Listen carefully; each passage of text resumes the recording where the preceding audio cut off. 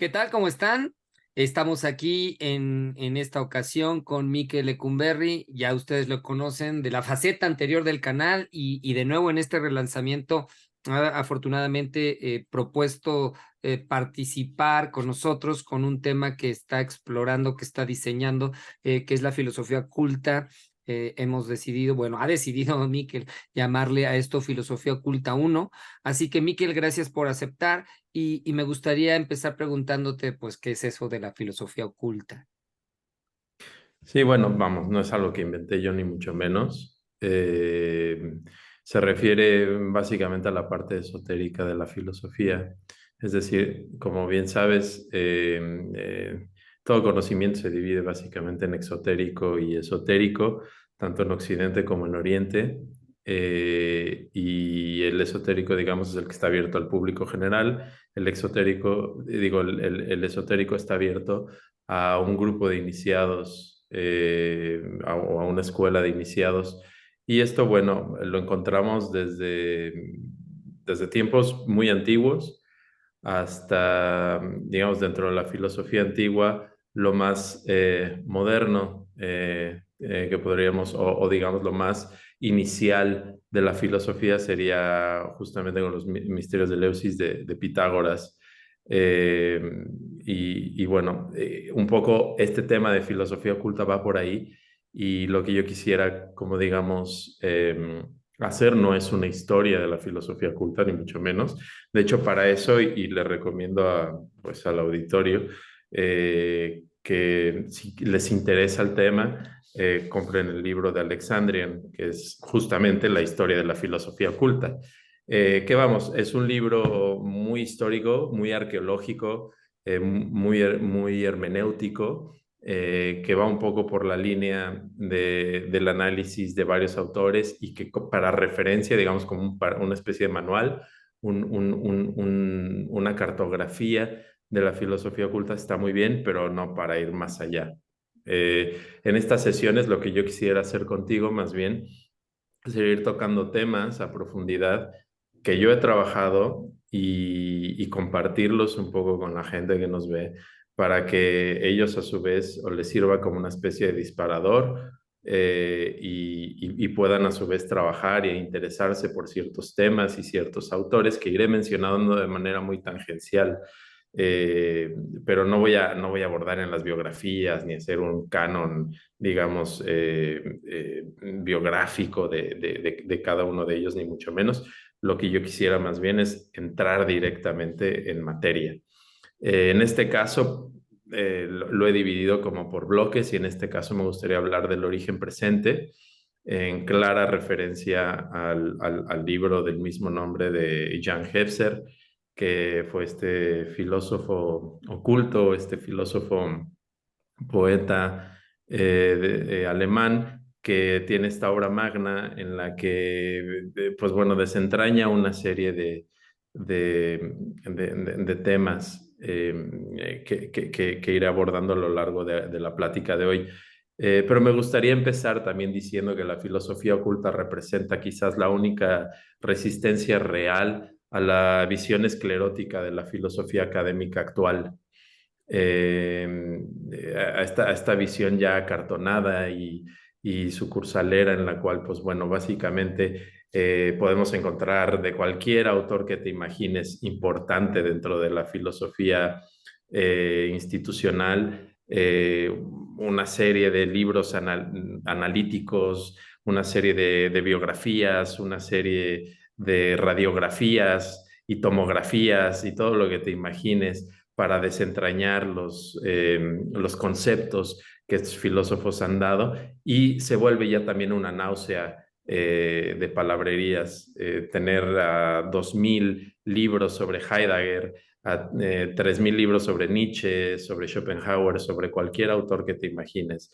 Y aún la filosofía que se hace actualmente y que pues deriva ya de autores más contemporáneos alguna, está siempre cayendo en ese mismo ciclo autofagógico de seguir engendrando pues básicamente vacas sagradas, de engorda que sirven para darle más leche a los alumnos de las facultades. Y esta leche pues está envenenada con las hormonas del ego y de lo que llamaba el propio Heffter los reformadores, ¿no? Que básicamente siguen esta vieja táctica humana bastante lamentable de exigir a los demás lo que ellos no trabajan dentro de sí mismos. Hefzer dice que justamente la transformación del mundo no se va a dar a través de estos reformadores que dan doctrinas y dogmas, sino a través de gente que está dispuesta a trabajar en su interior. Y la filosofía oculta es justamente eso. Lo oculto es lo que está adentro, es hacer viajes hacia adentro de uno mismo. Y en ese sentido, por ejemplo, Ananda Coomaraswamy, curador y filósofo indio, que de hecho fue uno de los curadores del Museo del Louvre, tiene un libro muy pequeñito, un ensayo muy pequeñito que se llama El espantajo de la alfabetización, donde critica abiertamente los sistemas educativos y cómo se convierten o se han convertido en las máquinas enajenantes de hoy en día. Muchos autores lo han denunciado dentro de la filosofía mainstream. Foucault cuando habla de las sociedades de control, cuando habla de la sociedad de reclusión e incluye a las escuelas al mismo nivel que las prisiones como sistemas carcelarios para transmitir conocimientos que ya han sido digeridos previamente, censurados y autorizados. En el lado contrario vamos a encontrar una serie de autores, una serie de pensadores. Muchos de ellos no entran estrictamente dentro de lo que llamaríamos filosofía, no son estrictamente filósofos, sino que muchos de ellos hacen literatura, otros hacen propiamente magia o esoterismo y otras formas marginales de conocimiento. La filosofía oculta se encuentra siempre lindando en estos mundos liminales, en estos mundos de las periferias. No necesariamente es un modo de pensamiento hecho para las personas que buscan una vida dedicada al claustro académico, sino que es más bien para aquellas personas que están en un viaje hacia el interior. Me gustaría también aprovechar el espacio para empezar a decantar ciertos conceptos que vayan tomando forma a través del diálogo y a través del monólogo más bien. Y entonces, a través del espejo de lo exterior, llegar también a mi propio interior y bueno, integrar aquello que también el propio Heffter dice y vaticina, ¿no? Él dice que quien sea capaz de llevar a efecto la realidad del origen en el presente, ¿no? Como una integridad, como algo sólido, quien sea capaz de concretarlos, superará el principio y el fin y el mero tiempo actual. Entonces, básicamente se trata de librarnos de la prisión que constituyen estos categóricos de espacio-tiempo y hacernos trascender, entre comillas, el trascender estos principios para poder llegar a lo más esencial que podría ser no necesariamente algo espiritual, sino a una conexión o a una comunión bueno, que tenga sus raíces en nosotros y en la naturaleza. Aquello que los griegos llamaban el anima mundi. Por ejemplo, también Myoren, un autor esotérico del budismo esotérico japonés, escribe este hermoso tratado sobre justamente el esoterismo el esoterismo budista en Japón.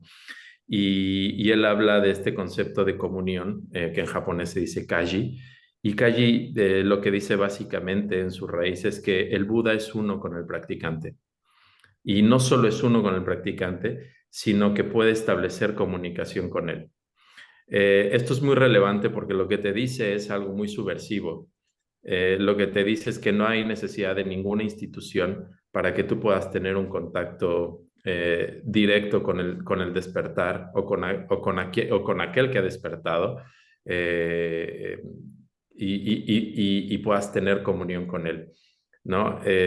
Traducido a nuestro mundo occidental, no necesitamos ninguna institución, ni religiosa, ni educativa, ni social, para poder nosotros liberarnos o salvarnos o como queramos llamarlo, emanciparnos de la enajenación del mundo y poder acceder a ese mundo de conciencia infinita, del que somos parte, pero que hemos estado tan desconectados.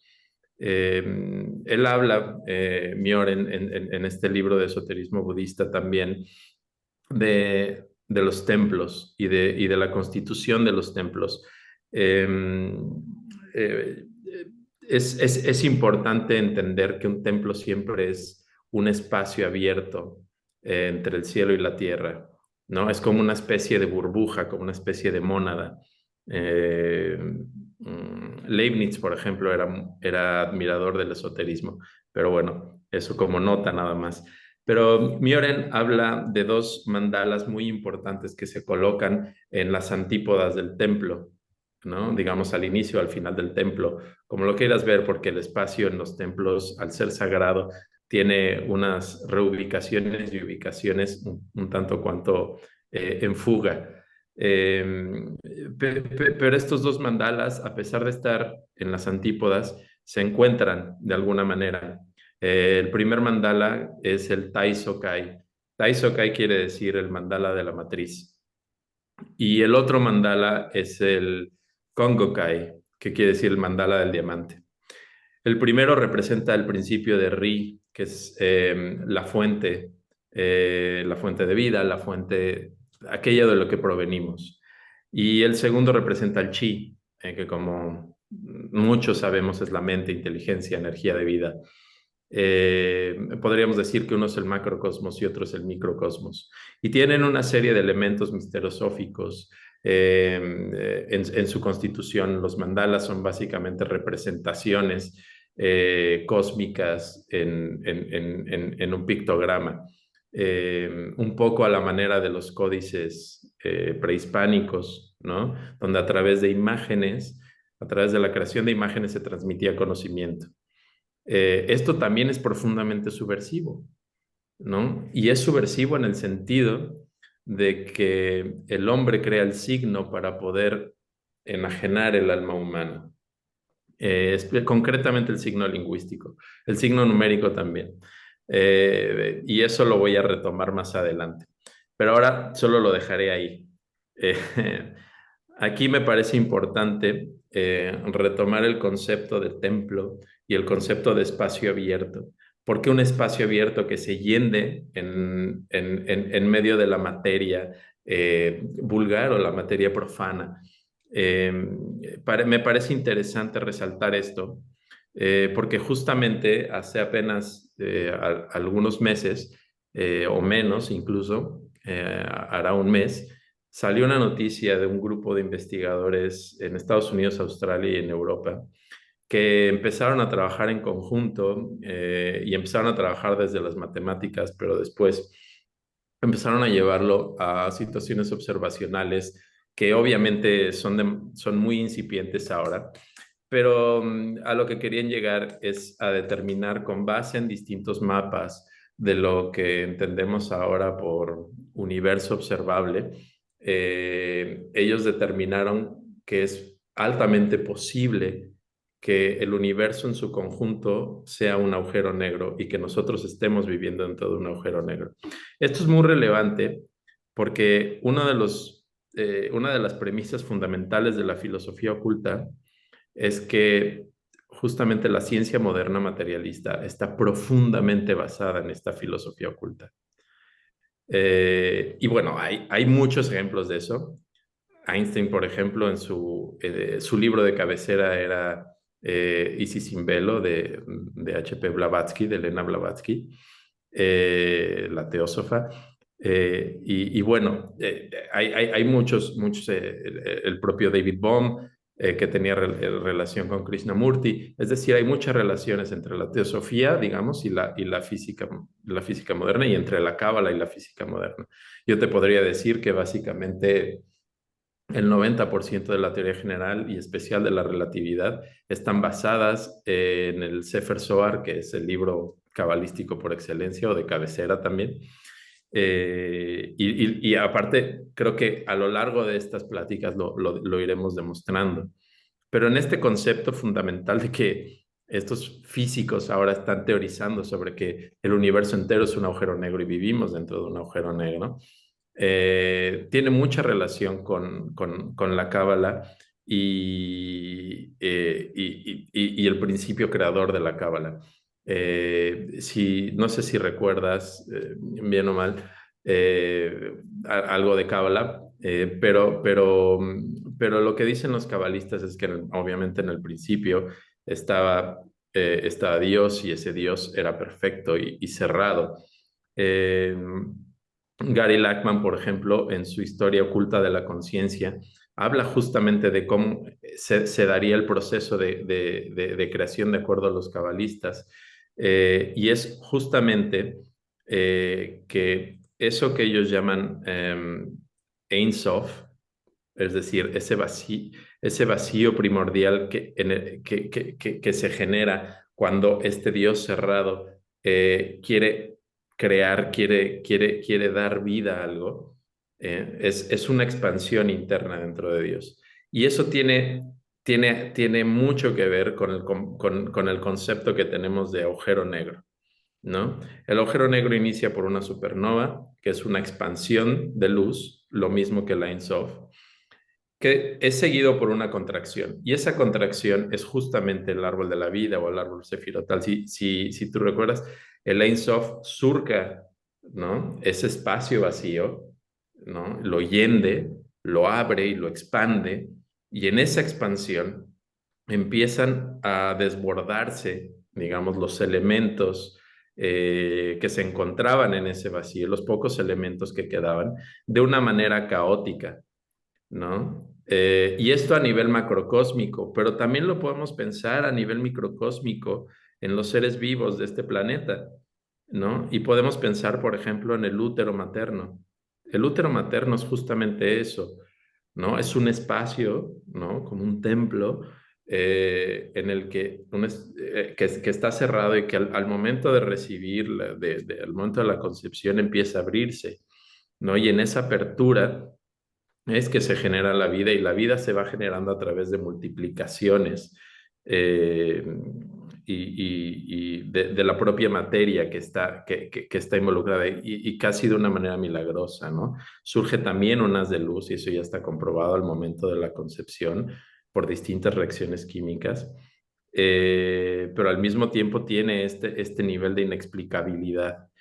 Entonces, claro, hay mucha relación entre la física cuántica y la filosofía oculta. Pensamientos que vienen, pensemos, desde Sumeria o antes, ¿no? De miles de años antes de nuestra era. Lo encontramos también en el mito náhuatl de la creación de Tezcatlipoca y Quetzalcóatl, cuando Tezcatlipoca sacrifica su pie derecho para que Zipacli, el monstruo, que básicamente habitaba una cuestión oscura y sin forma, saliera a la superficie, ¿no? Y en ese salir a la superficie, hubiera un proceso en el que, después de matarlo con las escamas del monstruo marino, ¿no?, de este monstruo caimán, Tezcatlipoca y Quetzalcóatl formaban las montañas y la superficie terrestre, que también formaban el cielo, y que con las patas del monstruo pusieran los 4 puntos cardinales para dividir cielo y tierra, ¿no?, generando asimismo también un espacio sagrado para la vida, algo que contenga la vida. Entonces, el templo y así como el mundo mismo, es una herida, ¿no? Pero es una herida sagrada, es una herida que promueve y permite la vida. Obviamente los propósitos de esa herida y los propósitos de que la vida haya surgido y, y todo esto, pues claro, son misterios y esos misterios se tienen que ir descubriendo a través de la vida misma, a través de la experiencia y precisamente la experiencia interior, ¿no? Entonces creo que aquí es importante entender que la vida crea la vida y que la vida se crea en estos espacios. Quizás podemos ponerles adjetivos, ¿no? Como de dolor, como de separación, de distanciamiento, pero al mismo tiempo son espacios de apertura, de realización, de libertad. Em, entonces, todos estos conceptos han viajado a través de las distintas culturas y han tenido, han tenido su impacto en la psique y en el ente social de distintas maneras. Algis Usdamanis, espero haberlo pronunciado bien, es un filósofo lituano que residió en Australia mucho tiempo. Eh, eh, bueno, él escribe un poco en este tono de la filosofía perennis. Él estaba muy adscrito a esa escuela, la filosofía perenne, que habla de las ideas que no mueren, las ideas que son eternas, las ideas que han venido desde el principio y que estarán hasta el final.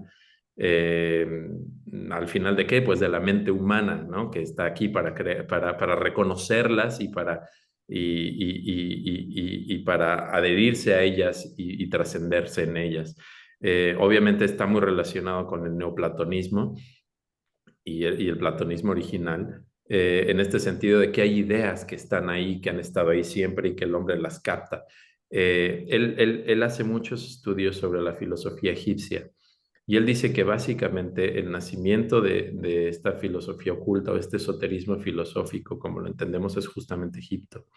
Y sabemos, en Occidente, ¿no? Y sabemos que, ya dejo un poco de lado el budismo esotérico y me vengo a Occidente, sabemos un poco que Platón, pues bueno, viajó a Egipto y estuvo platicando con los sacerdotes de Egipto y de ahí nace todo su concepto de la filosofía como, y todos sus conceptos del neuma, eh, y de la transmigración de las almas, la metempsicosis, y varios conceptos surgen, sabemos hoy día que surgen directamente de conceptos egipcios.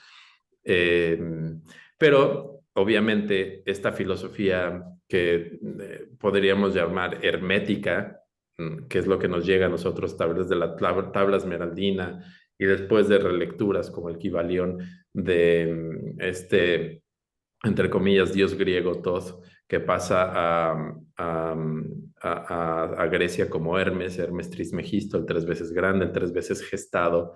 Eh, y obviamente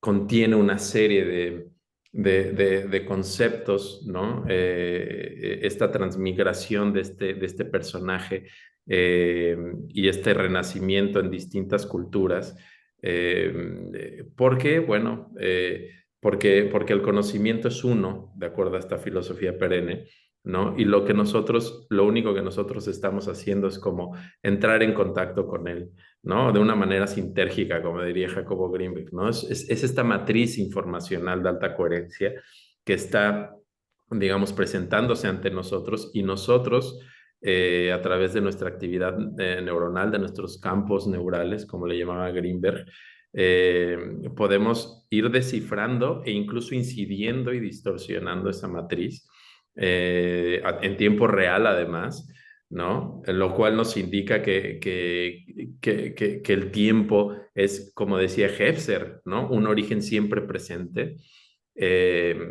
porque somos capaces de alterar las cosas en tiempo real a través simple y sencillamente del uso de nuestra conciencia. Eh, y entonces poder llevar esta conciencia de esta parte netamente material, física, a niveles mucho más bajos o altos, ¿no? Aquello que, como dirían los estoicos, subsiste, que no existe, sino que subsiste, ¿no? Aquello que sostiene todo lo que existe. ¿Y qué es eso que lo sostiene? Pues a través de distintos procesos, ¿no? Esta filosofía oculta ha logrado entrar en contacto con esos subsistentes, esos entes que se encuentran debajo de aquello que es evidente.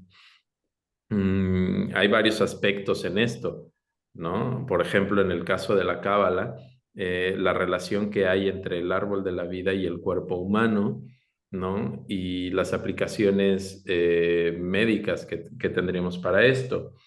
De hecho, justamente toda la ciencia médica, ¿no? Está basada en un mapeo arborescente del cuerpo humano. Las tomografías o las resonancias o los PET tags o todos los estudios de imagen están relacionados con resaltar ciertos reactivos químicos para poder o isótopos radiactivos, como es el caso del yodo, para poder entrar y resaltar ciertas partes del cuerpo.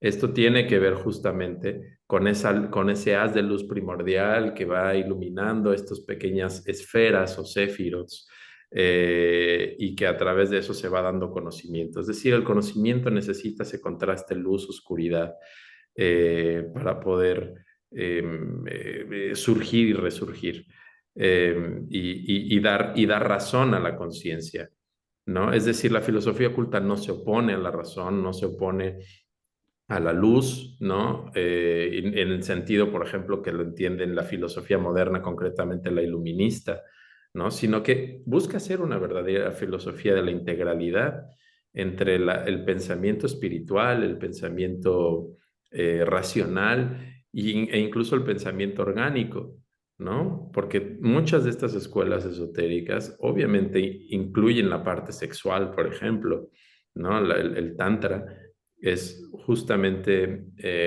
tiene un aspecto, ¿no? Tiene un aspecto de llegar a la iluminación a través de la sexualidad.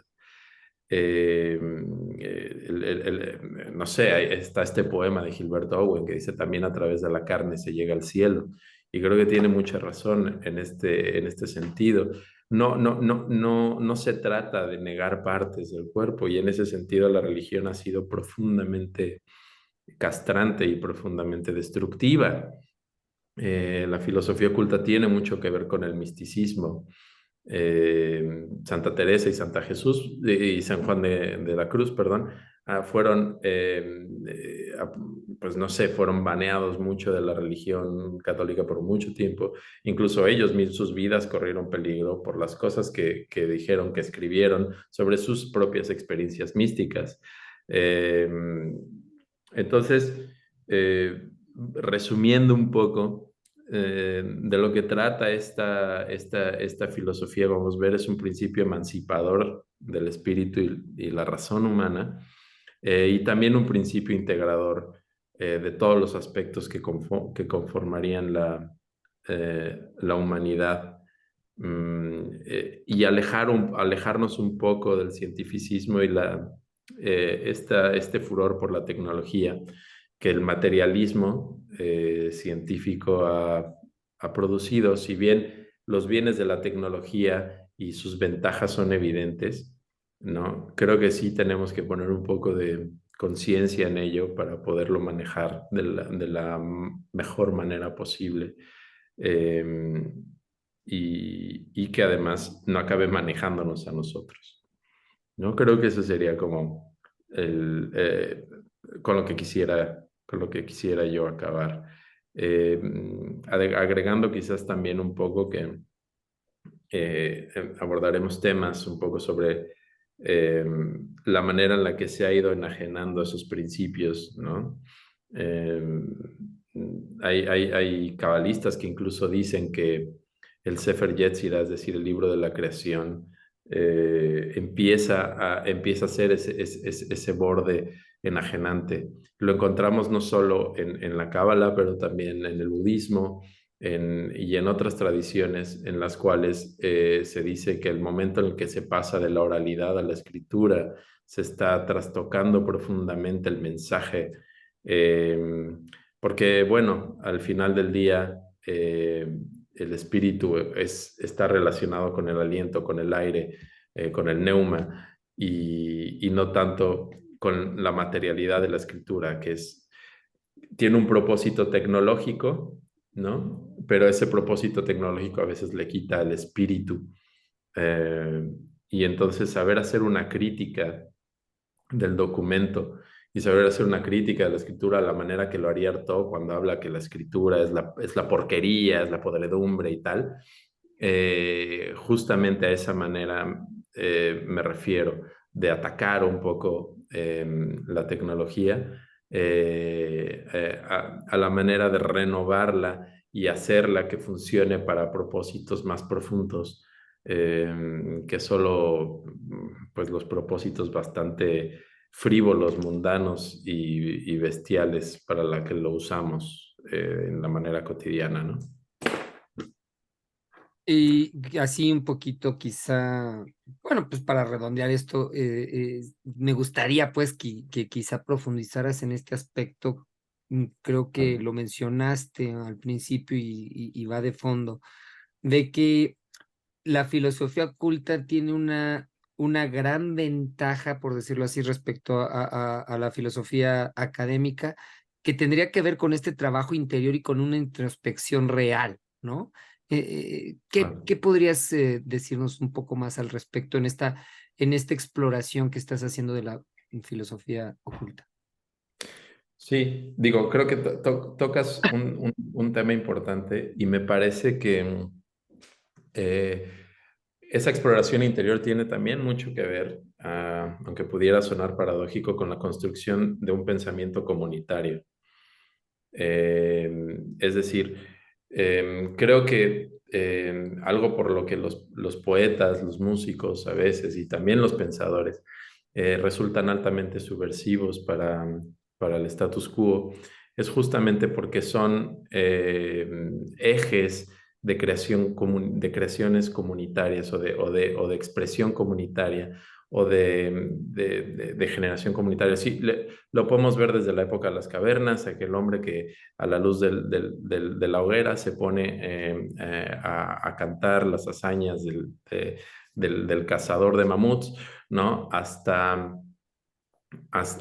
Orfeo, hasta el propio Homero cuando canta la Ilíada o la Odisea, ¿no? Y todo Shakespeare, Cervantes, que es creador de toda una identidad, la identidad hispana, ¿no? Entonces, claro, hay una potencia tanto en la oralidad como en la escritura que generan justamente estas personas que vivieron un proceso de introspección profundo.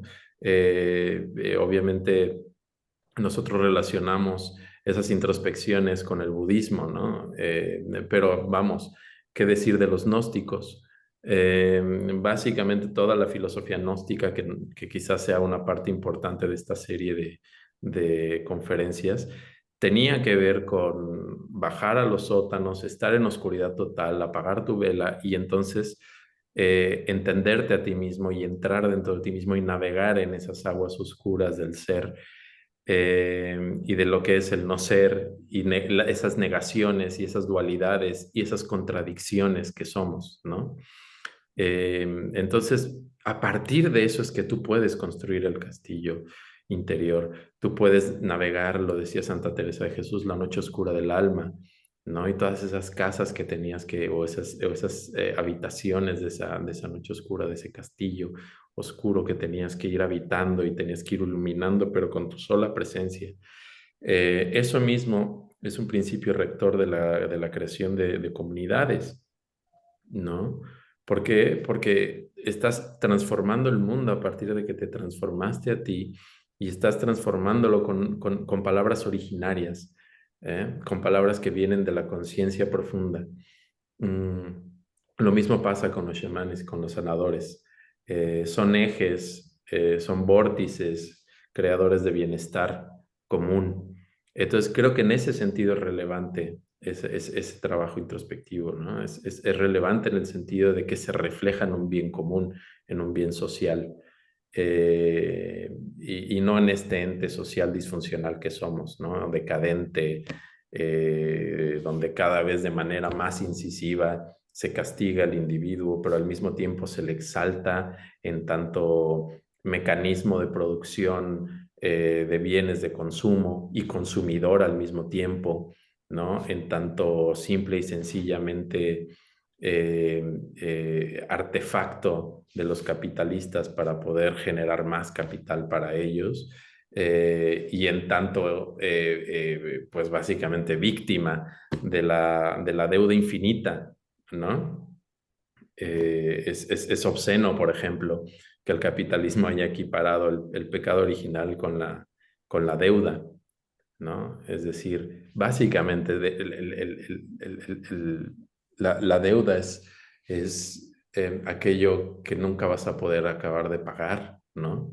Como justamente por más que te bauticen y por más que te den tu aguinaldo, tú jamás vas a poder pagar esa deuda. ¿Por qué? Porque es una deuda que además heredarás, quizás no en un sentido inmediato, pero la vas a heredar eh, porque no tienes la capacidad de poder dar ningún fruto de tu trabajo a tus hijos o a tu linaje, porque esos frutos se consumen y se pudren en el piso de la actividad consumista, ¿no? Entonces, en ese sentido de decadencia hablo yo de la tecnología, porque la tecnología está pensada hacia afuera, ¿no? Y hacia el goce netamente material. En ese sentido no vamos a poder ir a ningún lado, ni en lo individual ni en lo comunitario. Las comunidades siempre son circulares y todos nos vemos a la cara y todos nos entendemos, y de ahí nace un poco quizás el valor primordial de la comunidad, que es la compasión, el sentir con el otro y el poder colaborar con el otro, ¿no? De otra manera, solo somos como pequeños tupperwares que van con sus cosas podridas adentro y hongueadas, ¿no? Pero nunca, y cuando te abres, pues solo hay un hedor que te vuelve insoportable, ¿no? Y entonces te recluyen en un manicomios, en cárceles, en oficinas. Eh, Eso no sé, muchos lo describieron muy bien, ¿no? Empezando por Kafka. Este, pero claro, eh, creo que va por ahí un poco. Sí, muchas gracias. Pues supongo que haremos alguna otra entrega posterior para ir explorando Sí. más esto.